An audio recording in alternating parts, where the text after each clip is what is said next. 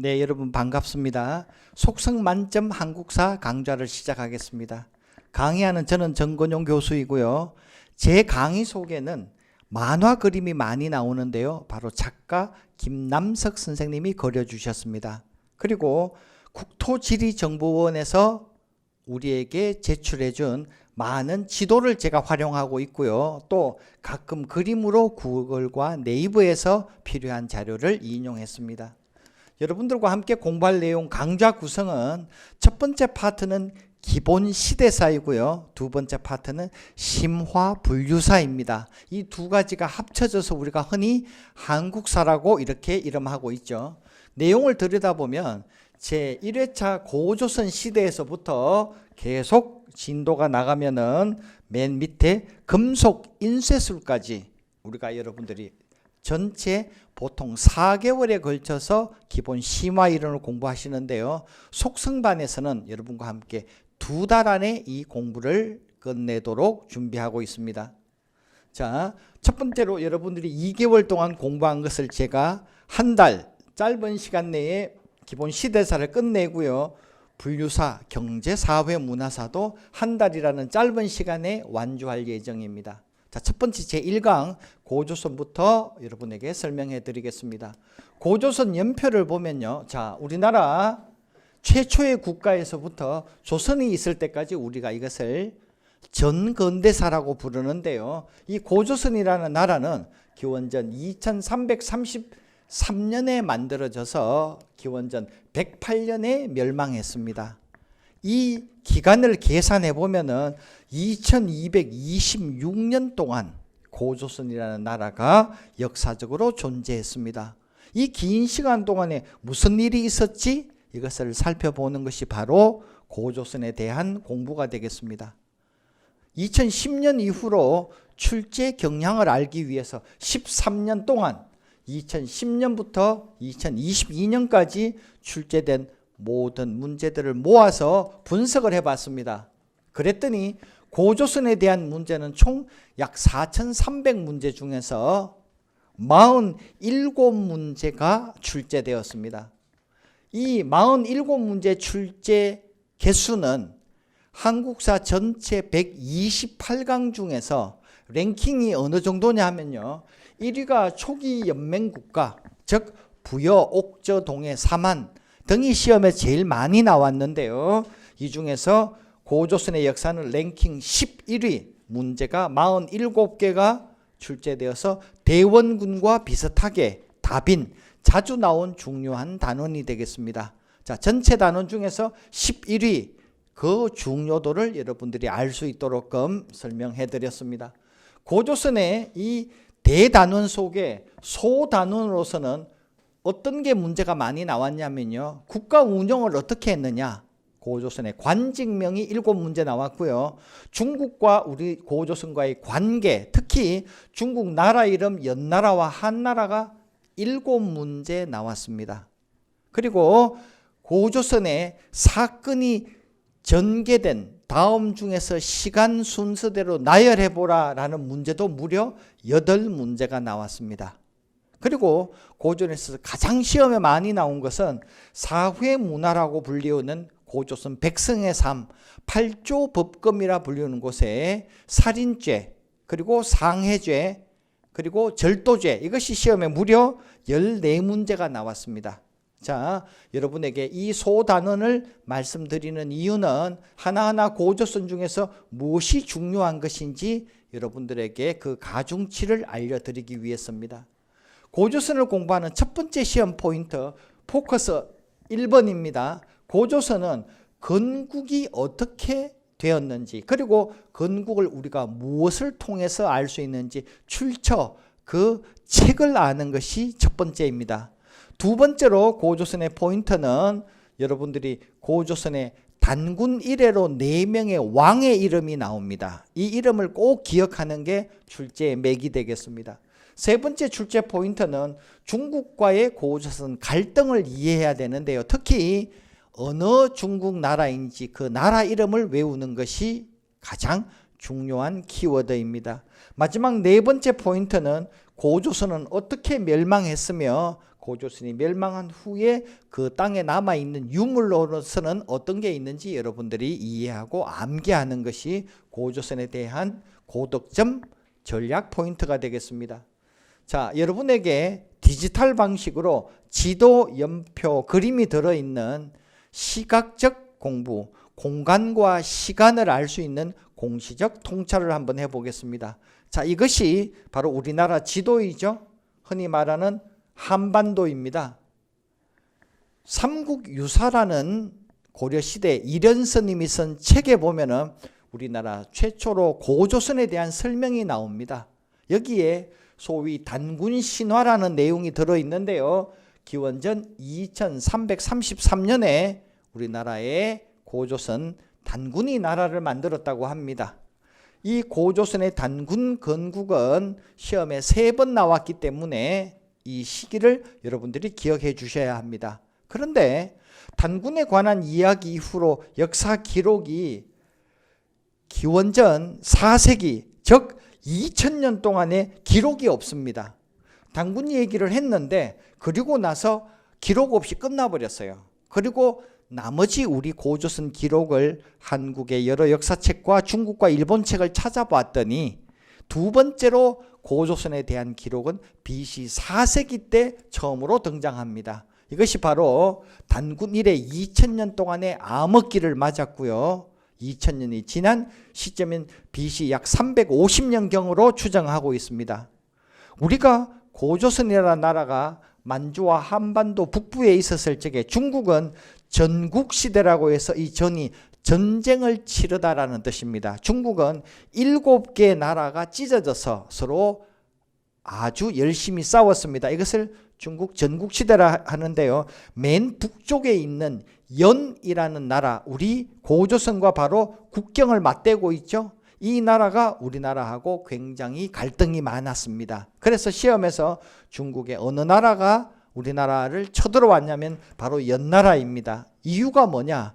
BC 4세기경에 고조선은 단군으로부터 2000년이 지난 시점에서 특정인이 나는 왕이다라고 불렀다 중국 역사책에 기록되어 있어요. 그래서 왕칭이라고 해서 중국이 뭐야 했는데 왕은 그 아래 상, 재상이라는 뜻입니다. 대부, 고급 간부라는 뜻이죠. 박사, 글을 많이 아는 사람입니다. 장군, 무술을 할 줄 아는 사람입니다. 즉 재상, 대부, 박사, 장군이라고 하는 공무원 체계를 만들어서 그가 왕이라 불리우면서 다른 신하들과 함께 통치를 했다는 거죠. 이것을 지켜보던 중국에서는 매우 기분이 나빠서 연나라가 우리 고조선과 갈등을 맺었다라는 것이 중국 역사책에 쓰여 있습니다. 그러다가 약 100년이 흐른 BC 3세기경에 중국의 진계라고 하는 장군이 우리 고조선을 쳐들어왔습니다. 그래서 우리가 열심히 싸웠으나 패전을 했고요. 중국은 우리나라 고조선 땅 중에서 요서라 불리우는 만화가가 재밌게 그렸네요. 여기 하드가 있는데 이쪽 일부를 떼가 버렸습니다. 이것이 바로 요서인데요. 요서는 중국의 요하강이라고 하는 서쪽이라는 뜻입니다. 요하의 요는 여러분들이 자주 고구려와 발해에 나오기 때문에 설명 한번 하겠습니다. 한자로 요는 멀요자입니다. 중국의 중원에서부터 멀리 있는 강이 요하강입니다. 요하강을 기역자 중심으로 오른쪽엔 요동이라고 부르고요. 왼쪽을 요서지역이라 부른다. 너무 자연스럽죠? 이것을 요동반도 요서지역이라고 하는데요. 우리가 요서지역을 빼앗겼다 한다라면은 요동반도 왼쪽이 되겠죠. 이것을 연나라가 떼가서 분홍색 자기 나라식으로 영토를 확대했다입니다.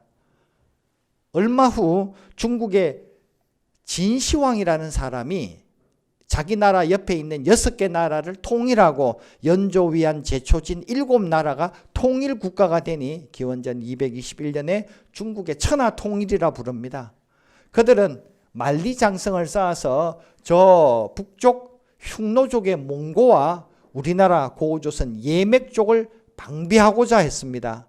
이때 우리는 진시황이 있던 시절에 부왕이라는 사람이 나타나서 그가 통치를 잘하고 죽을 때에 아들 준왕에게 세습해 줬다고 합니다. 왕이 세습을 해주려면 다른 신하가 반기를 들지 말아야 되죠. 즉 왕권이 강했다라는 반증이 되겠습니다. 부왕과 준왕은 앞서 징계 장군이 우리나라 고조선을 쳐들어왔는데 망하지는 않았고 흔들렸지만, 즉 쇠퇴했지만은 다시 부활했다라는 뜻으로 해석하고 있습니다. 바로 이 시기 기원전 3세기 들어와서 만주에는 부여라는 나라와 우리나라 남부 지역에는 진이라는 나라가 만들어졌습니다. 그래서 BC 3세기 때는 고조선 외에도 우리 민족의 나라는 3개로 확장되었습니다. 이렇게 함께 더불어 살아가던 우리 민족은 중국이 진시황이 통일 후 15년 만에 진나라가 멸망하고 한이라는 나라로 주인공이 바뀌었는데요. 한나라 유방이라는 영웅이 진시황이 죽은 후에 항우와 싸움을 벌여서 그가 7년 만에 승리하고 중국의 한나라라고 건국했습니다. 이 한이 흔히 우리가 중국의 한자라고 말하죠. 중국에 우리가 한문이라고 이렇게 쓰고 있습니다. 한문이라고 하는 이 한의 주인공인 민족입니다. 요즘 중국 민족을 우리가 한족이라고 하죠. 바로 이 유명한 한, 중국의 대표 브랜드입니다. 이 한나라하고 우리나라는 이제 점점 갈등을 빚게 되는데요. 먼저 한나라가 국가를 통일했을 때 북쪽에, 즉 연나라 지역 사람 위만이라는 사람이 고조선으로 망명했습니다. 그런데 그의 옷차림을 보면은 위에 상투 틀고 아래쪽에 보니까 한복을 입었죠. 원래 이 사람은 한국 사람이었던 것 같습니다. 그런데 중국 가서 살다가 이제 다시 우리나라로 돌아왔을 걸로 추정이 됩니다. 이 위만이 우리나라에 와서 부왕의 아들 준왕에게 말하기를, 내가 중국 사정도 알고 우리나라 사정도 잘 아니까 국경대장으로 나를 사용해 주시오 했더니 준왕이 일리 있다. 그를 국경대장으로 뽑았습니다. 그러고 나서 얼마 후에 이 위만이 바로 준왕에게 반기를 들었습니다. 쿠데타를 통해서 이 준왕을 쫓아내고 그는 이 나라의 왕이 되었는데요. 그는 나라 이름을 고조선이라고 그대로 유지했습니다. 당시 조선이라 불렀는데요. 그도 조선이라 부르면서 오늘날 우리가 신라 고려 이후에 이성계의 조선과 구별하기 위해서 고조선이라고 이름하죠. 당시에는 조선이라 이름했습니다.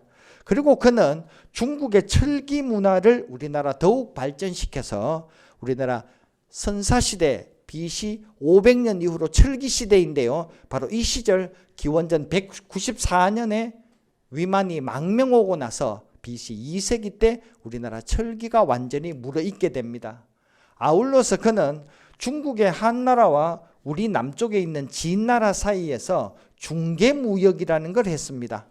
중개무역이란 두 나라 사이, 즉 한과 우리 남쪽의 진 사이에서 고조선이 물건을 사다가 팔고 떼다가 팔고 중간에서 많은 이익을 차지했다. 오늘날도 우리나라는 물건을 중국으로부터 부품을 사다가 완성품을 만들거나 혹은 우리나라 물건을 중국에 팔고 하면서 중개무역으로 세계 7위의 무역국가가 된 것과 고조선이 똑같은 이치입니다.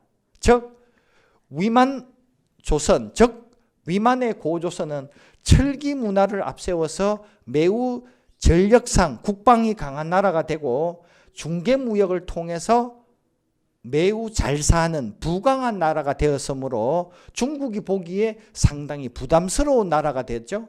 그런데 시험에는 가장 많이 나오는 게 위만이라는 인물과 바로 이 중개무역과 철기 문화입니다. 이유는 출제위원들의 가슴 속에서는 한국사의 뜨거운 느낌을 줄 수 있는 바로 키워드가 되기 때문입니다.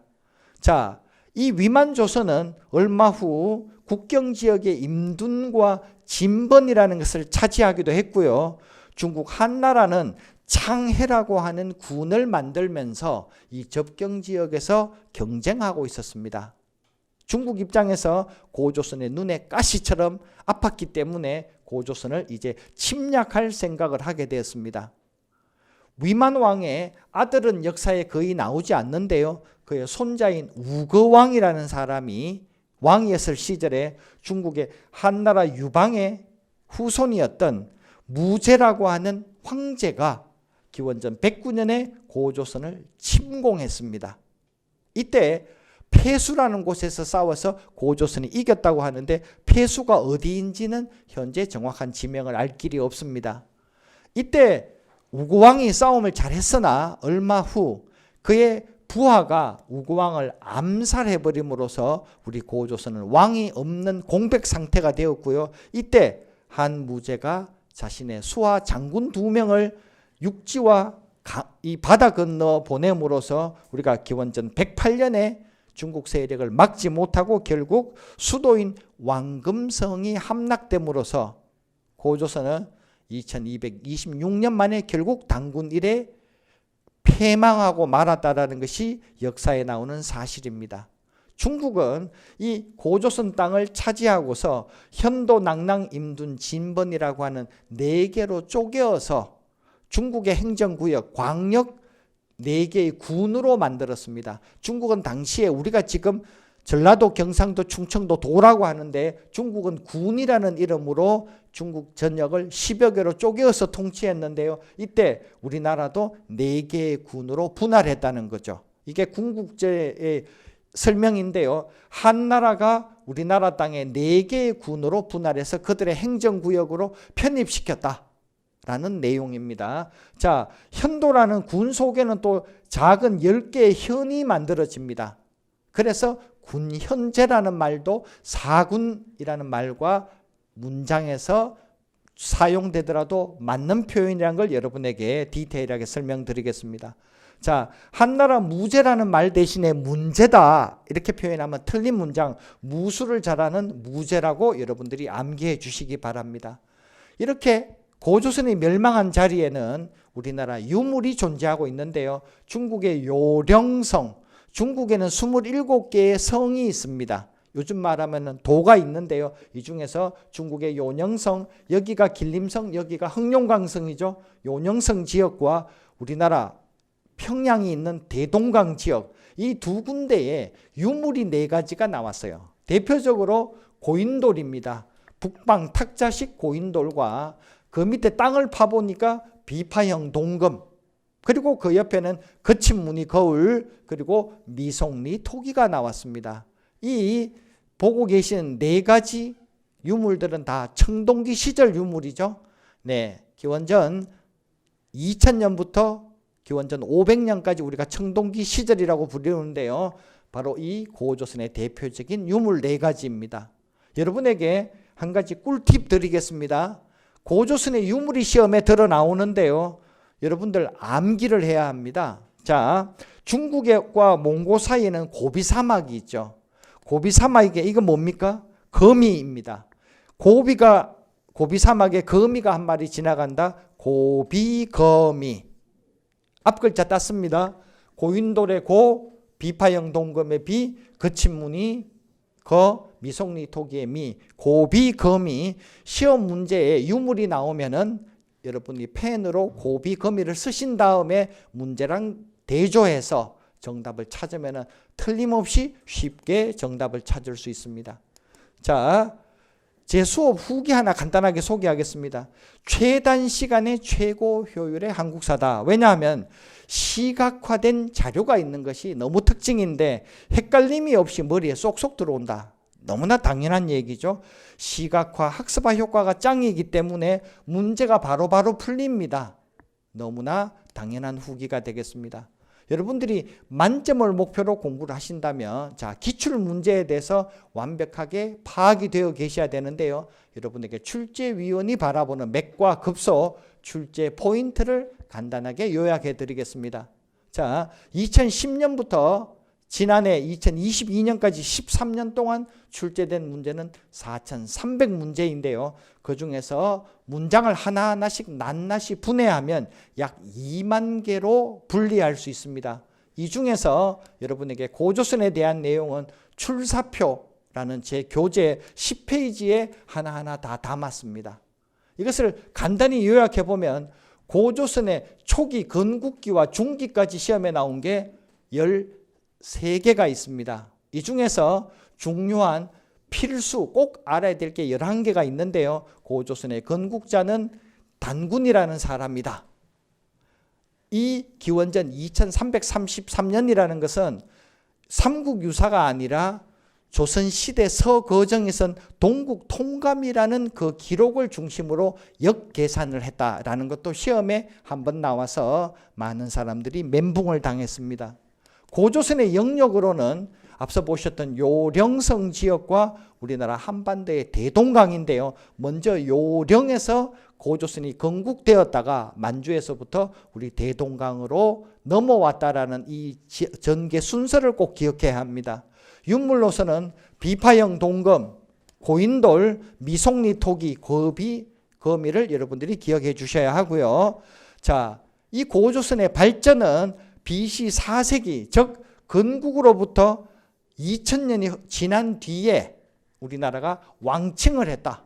그랬더니 중국이 왕칭을 하다가 너도 왜 왕이라고 부르냐 했더니 왜 나는 하면 안 돼? 어쩔래? 이렇게 했습니다. 뿐만 아니라 재상과 대부 장군 박사라는 이름도 사용하고 우리나라 고조선 시대에 이미 관직, 공무원 체계가 만들어졌습니다.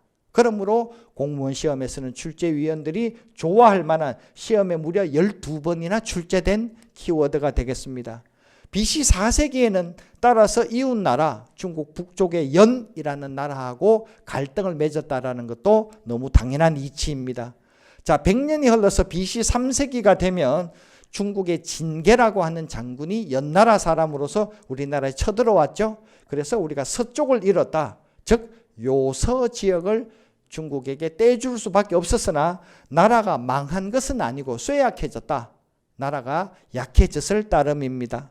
3세기 말에 나라가 다시 부활하게 되죠. 진시황이 있던 그 시절에 우리는 부왕과 준왕이 세습하게 됨으로써 왕권을 강화하고 비록 진계장군의 연나라에게 한번 침략은 당했지만은 나라가 다시 연명을 하는 발전 도상에 올랐습니다. 자, 이번에는 고조선의 말기 나라가 망할 즈음에 시험에 16개의 키워드가 출제되었는데요. 노란색의 11개의 키워드가 중요한 단어가 되겠습니다. 먼저 위만이라는 사람이 기원전 194년 중국 한나라 저 북쪽에서 우리나라로 넘어왔는데요. 당시 옷차림이 상투머리에다가 조선인의 옷을 입고 있었습니다. 이 내용은 중국 역사책에 있기 때문에 오랑캐의 옷을 입었다 표현해도 같은 말이죠. 중국 시각에서는 조선인의 옷을 오랑캐 옷이라고 이렇게 이름했습니다. 그는 준왕을 쫓아내어버리고 국경대장을 하겠다고 자처했다가 쿠데타를 일으켰습니다. 그리고 나라 이름은 여전히 준왕의 조선이라는 이름을 그가 수용했습니다. 그는 철기 문화를 더욱 융성시켜서 나라를 국방으로 강하게 만들며 중국의 한나라와 우리 남쪽의 진이라는 나라 사이에서 직접 교육을 하는, 즉 중개무역을 독점해서 굉장히 돈을 많이 버니까 요즘으로 말하면 잘 사는 나라를 만들었다는 겁니다. 그래서 중국의 한나라가 배아파했습니다. 야, 너네 그러면 되느냐 했더니 오히려 주변 지역 인번과 짐둔을 통합하고 영역을 넓혔으며 중국은 예지역이라는 곳에 장해군을 만들고 한번 붙어볼래 하고 중국 한나라도 팽창하기 시작했습니다. 드디어 한나라 무제가 기원전 109년에 우리 고조선을 침범했고요. 폐수라는 곳에서 한판 붙었는데 우리가 첫 판에서는 승리했습니다. 그런데 불운하게도 나라의 신하 니계상이라는 사람이 우고왕을 죽여버리고 우리 고조선은 왕이 없는 상태가 되자 두 번째 침략 기원전 108년에 수도 왕금성이 결국 중국 한나라에 함락되고 말았습니다. 때는 기원전 108년이 시험에 4번 출제되었습니다. 이 땅은 어떻게 되었느냐? 중국이 우리 고조선을 없애버리고 한군현이라는 이름으로 크게는 군, 작게는 현을 만들어서 우리나라를 서기 313년까지 약 400년 동안 중국의 이름으로 통치했다는 겁니다. 여러분들이 지도로 보신 다음에 연표를 하나 설명을 드린다면은 고조선의 2226년은 시험 문제에서는 단군 이후로 2000년이 지난 바로 기원전 4세기경이 시험에 집중해서 나옵니다. 즉 중국의 연나라와 한나라 사이에 4명의 왕이 있었다. 여러분들이 부왕, 준왕, 그리고 위만왕과 그의 손자 우거왕, 이 4명을 차례대로 기억하는 게 고조선 역사의 하이라이트입니다. 연나라의 공격으로 쇠퇴하였고 한나라의 침략으로는 멸망되었다. 그 중간에 우리나라가 부흥하게 된 4명의 왕 이름, 부자, 부왕, 준왕, 할아버지와 손자 위만왕과 우고왕을 여러분들이 꼭 기억하신다라면은 시험 문제 쉽게 다 풀 수 있을 것 같습니다. 자, 키워드 정복을 위해서 여러분들 건국 발전기에 13개 사항을 여러분에게 설명드렸는데요. 첫 번째, 고조선의 건국자 당군, 요령성 지방에서 대동강 유역으로 나라가 확장되었다. 유물로서는 비파형 동검이 있고 고인돌과 미송리 토기 2가지 고비 거미로 시험에 자주 나온다.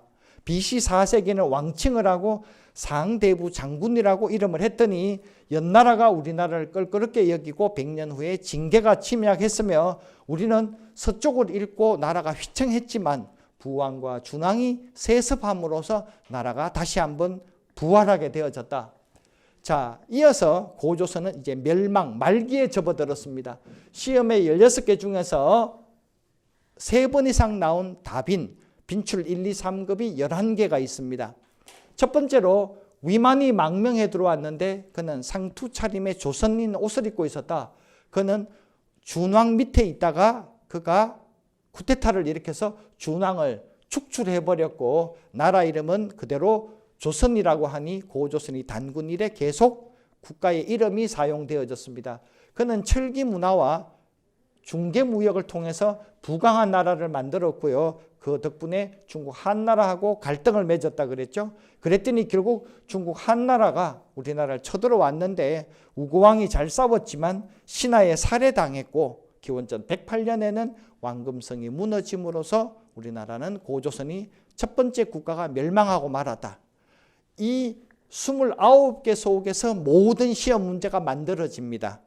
출제위원들이 이 중에서 몇 가지를 조합해서 보기 1, 2, 3, 4 이렇게 된다는 것을 여러분들에게 쉽게 말씀드리면서 자, 제가 평소에 수험생들이 선생님 쉽게 이해하고 오래 기억할 수 있는 방법 없나요? 그래서 저 나름대로 3년 동안 연구 끝에 빅데이터를 만들었습니다. 그리고 시험에 나온 4,900개의 키워드를 발굴했습니다.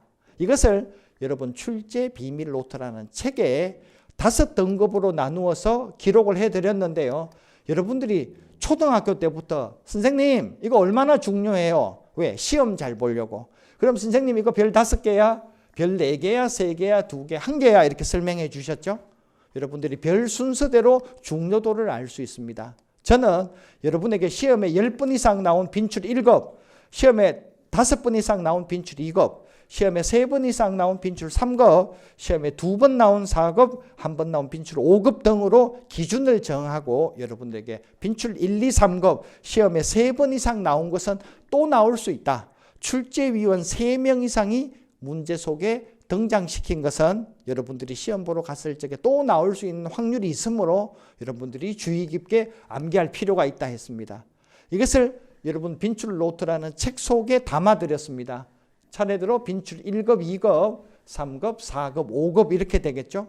그런데 이 페이지 120페이지 끝까지 가보면 빈출 1급이 약 656개가 있습니다. 대략 700개, 빈출 2급이 1100개, 빈출 3급이 1050개 정도 있습니다. 합쳐서 대략 3000개가 안 되는 이 속에서 여러분 시험 100점이 좌우됩니다. 나머지 정답은 아닐지 몰라도 빈출 4급과 5급이 각각 1000개씩에서 2000개가 밑에 보기 지문 1, 2, 3, 4 속에 덜러리 쓰고 있는 겁니다. 자, 여러분들 빈출 1, 2, 3급을 유심히 여러 번 반복해서 여러분이 장기 기억으로 갖고 계신다라면 여러분 틀림없이 만점의 기쁨을 누릴 수 있습니다. 자, 고조선에 대해서는 여러분 페이지 7페이지에 펴보시면 차례대로 이 내용이 이렇게 분리되어서 설명이 담겨 있죠. 여러분들의 특히 빈출 1, 2, 3급 22개를 여러분 일주일 후에 또 한 달 후에 까먹을 만하면 또 한 번 봐주시고 또 한 번 봐주셔서 시험 치기 일주일 전에 한 5번 봤더니 너무 쉬워, 기억에 다 들어있네, 여러분 틀림없이 100점을 맞으실 겁니다. 자, 빈출 1급 키워드 여러분들에게 앞에 보셨던 내용을 보자라면은 고조선의 비파형 동검 시험에 12번 나왔습니다. 상대부 장군 역시 시험에 12번 출제되었습니다. 위만이라는 사람 무려 16번 나왔습니다. 출제위원들이 문제 속에 위만이라는 단어를 16번 사용했다는 겁니다. 빈출 1급 꼭 암기해 주시고요. 시험에 4문제에서 6문제 나오는 20점에서 여러분 30점을 좌우하는 출제위원들의 문제 만들기 속에서 빈출 2급이 고조선에서는 총 8개가 등장합니다. 중국 요녕성에서부터 우리 고조선이 시작되었다. 고인돌과 미송리 토기가 있다. 연나라와 우리나라가 대립했으며 부왕과 준왕, 이렇게 해서 중개무역까지 역시 차례대로 8개를 여러분이 꼭 머릿속에서 리마인드 해 주셔야 합니다. 마지막으로 빈출 3급입니다. 총 11개, 건국자는 단군이며 기원전 108년에 망했다까지 여러분들이 여러 번 반복해서 자기 것으로 소화해 주시기 바랍니다.